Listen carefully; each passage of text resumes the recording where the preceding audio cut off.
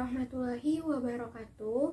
Perkenalkan, nama saya Dinda Fizah, NPM 2021511098 dari jurusan Pendidikan Matematika, Fakultas Keguruan dan Ilmu Pendidikan, Universitas Siliwangi. Pada kesempatan kali ini, saya akan membuat sebuah video pembelajaran untuk memenuhi salah satu tugas dari mata kuliah Perencanaan Pembelajaran Matematika dengan dosen pengampu Bapak Dedi Nurjamil, Magister Pendidikan. Di sini saya akan membuat video pembelajaran mengenai peluang pada jenjang SMP atau MTS kelas 8 semester genap. Dengan kompetensi dasarnya yaitu KD 3.11 menjelaskan peluang empirik dan teoritik suatu kejadian dari suatu percobaan, dan KD 4.11 menyelesaikan masalah yang berkaitan dengan peluang empirik dan teoritik suatu kejadian dari suatu percobaan. Untuk itu, langsung saja saksikan video pembelajaran berikut ini. Assalamualaikum warahmatullahi wabarakatuh. Selamat pagi anak-anak. Bagaimana nih kabarnya hari ini? Sehat? Alhamdulillah. Sebelum kita memulai pelajaran hari ini, alangkah baiknya kita berdoa terlebih dahulu. Kepada ketua kelas, silahkan dipimpin doanya.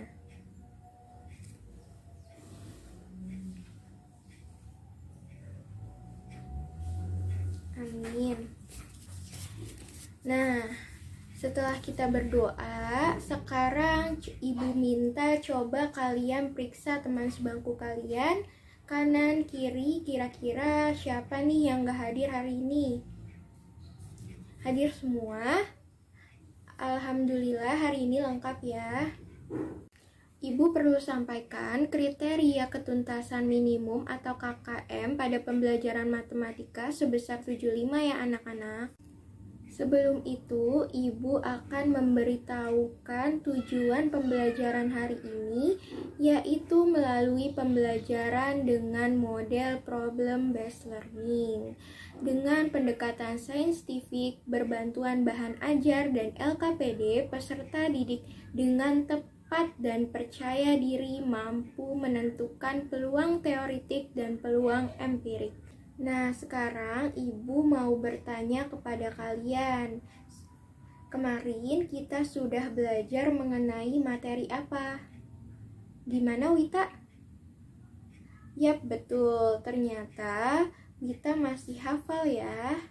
Sekarang, apa sih peluang itu? Ada yang masih ingat? Ya, Rizal? Peluang dapat diartikan sebagai sebuah cara yang dilakukan untuk mengetahui kemungkinan terjadinya sebuah peristiwa. Begitu, Bu. Betul sekali. Materi peluang ini biasanya digunakan dalam kehidupan sehari-hari loh. Misalnya, dalam perdagangan, pemilik toko ingin menambah stok barang di tokonya. Tentunya si pemilik toko akan menghitung barang yang akan laku dan laris di pasaran.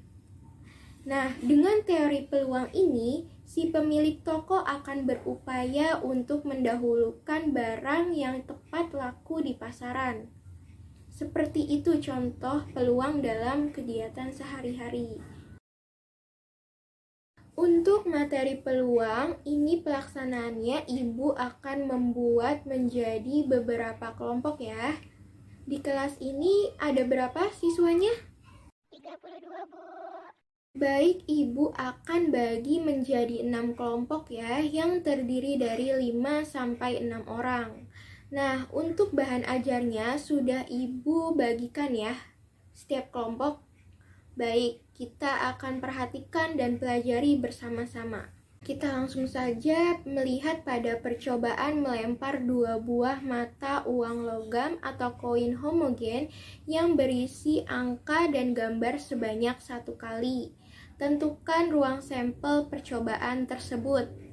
Coba ini menurut kalian ada berapa sih alternatif penyelesaiannya?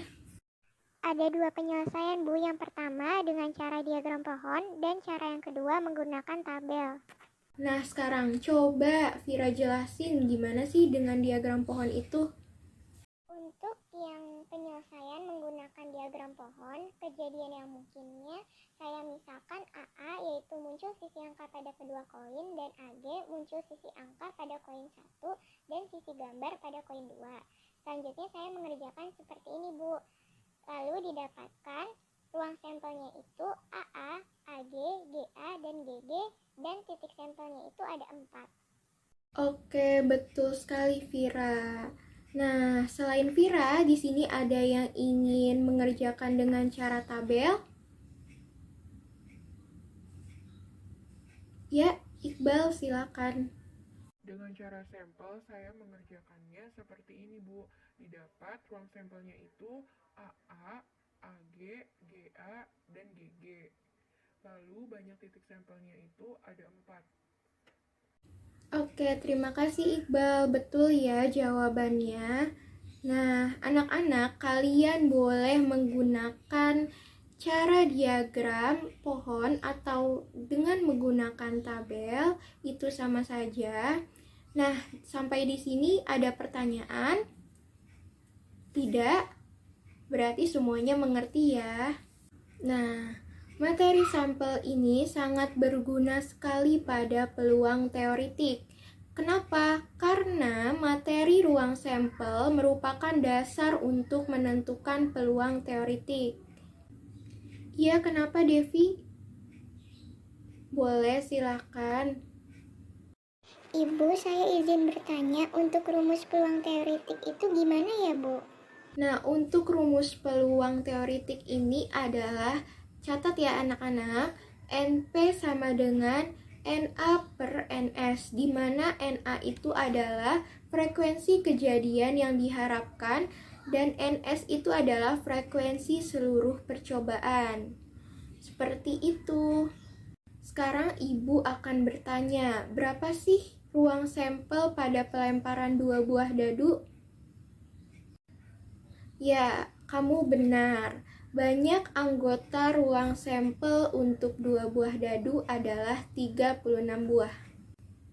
Sekarang perhatikan tabel penjumlahan pada percobaan pelemparan 2 buah dadu. Kamu akan dapat mengetahui peluang dari masing-masing penjumlahan 2 buah mata dadu. Nah, di sini coba kalian diskusikan dan lengkapi bagian kosong pada bahan ajar ini dengan kelompok kalian.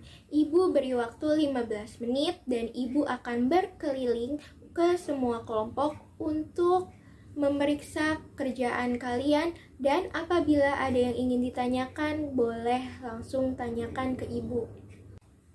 Sudah 15 menit, coba nih kelompok 1, jumlah mata dadu 5 ada berapa? Jumlah mata dadu 5 itu 4/36. Betul ya. Nah, coba jumlah mata dadu 6, kelompok 2 coba berapa? Jumlah mata dadu 6 itu 5/36, Bu. Oke, betul juga. Nah, nilai perbandingan pada hasil tersebut disebut dengan peluang teoritik. Dari percobaan pelemparan 2 buah dadu, coba ada yang ingin menyimpulkan? Silakan Zeva. Jadi kita dapat kesimpulan bahwa perbandingan antara frekuensi kejadian yang diharapkan terhadap frekuensi kejadian yang mungkin itu disebut peluang teoritik. Selanjutnya, Ibu akan bagikan LKPD materi hari ini. Kalian diskusikan dan kerjakan bersama teman sekelompok kalian. Ibu beri waktu 30 menit dan nanti kita presentasikan di depan kelas. Silakan berkumpul dan diskusikan bersama dengan kelompoknya masing-masing. Untuk pengerjaan LKPD-nya sudah selesai, selanjutnya yaitu mempresentasikan hasil diskusinya. Ada yang ingin mengajukan diri untuk mempresentasikan LKPD-nya? Kelompok 3, Oke, silakan kelompok 3. Assalamualaikum warahmatullahi wabarakatuh. Selamat siang semuanya. Di sini saya Zizi dan teman saya Bobby sebagai perwakilan dari kelompok 3 yang akan mempresentasikan kegiatan 1. Dari percobaan pelambungan 1 uang logam, kita dapatkan NS-nya itu adalah 2. Titik sampel kejadian yang terlihat dari sisi G itu kita dapatkan NA-nya itu adalah 1. Lalu peluang teoritik kejadian A, terlihat sisi G-nya itu adalah 1/2. Nah, dari pelambungan 1 dadu, kita dapatkan NS-nya itu adalah 6. Lalu terlihat mata dadu bilangan prima, kita dapatkan titik sampel kejadian itu adalah 2, 3, 5. Lalu NA-nya itu kita dapatkan 3. Dari yang terlihat mata dadu bilangan genap, kita dapatkan 2, 4, 6. Lalu NA-nya kita dapatkan 3. Nah, di sini peluang teoritik yang terlihat mata dadu bilangan prima itu 1/2 dan peluang teoritik dari yang terlihat mata dadu bilangan genap kita dapatkan peluang teoritiknya itu 1/2. Nah, kesimpulannya akan disimpulkan oleh teman saya Bobby. Silahkan Bobby. Terima kasih Zizi. Di sini saya Bobby yang akan menyimpulkan kegiatan 1 ini. Perbandingan antara frekuensi kejadian yang diharapkan terhadap frekuensi kejadian yang mungkin atau ruang sampel itu disebut peluang teoritik. Baiklah, presentasi dari kelompok kami sudah selesai. Kurang lebihnya mohon maaf. Wassalamualaikum warahmatullahi wabarakatuh. Terima kasih kepada kelompok 3 yang telah mempresentasikan hasil pengerjaannya. Apakah ada kelompok yang berbeda jawabannya dengan kelompok 3? Acungkan tangan. Tidak ada? Sepertinya jawabannya sama semua ya, seperti kelompok 3. Nah, sebelum kelompok 3 menutup presentasinya, apakah ada yang ingin bertanya? Sepertinya tidak ada ya. Oke, kita beri aplaus dulu ke kelompok 3. Baik, sekarang Ibu akan meminta kepada kalian agar segera mengumpulkan LKPD dan bahan ajar yang sudah dikerjakan ke depan.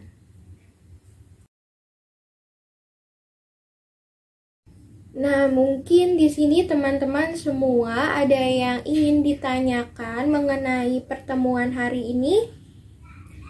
Ada yang ingin bertanya? Tidak ada? Sudah paham semuanya? Paham? Alhamdulillah. Dari pembelajaran hari ini, apakah ada yang bisa menyimpulkan? Gimana? Betul sekali. Kita dapatkan kesimpulan bahwa nilai perbandingan antara frekuensi kejadian yang diharapkan terhadap frekuensi kejadian disebut dengan peluang teoritik. Sebelum kita mengakhiri pertemuan hari ini, Ibu akan memberikan lembar tugas secara individu, nanti dikerjakan di rumah masing-masing, kemudian dikumpulkan minggu depan. Baik, cukup sekian untuk pembelajaran hari ini, kurang lebihnya mohon maaf. Wassalamualaikum warahmatullahi wabarakatuh.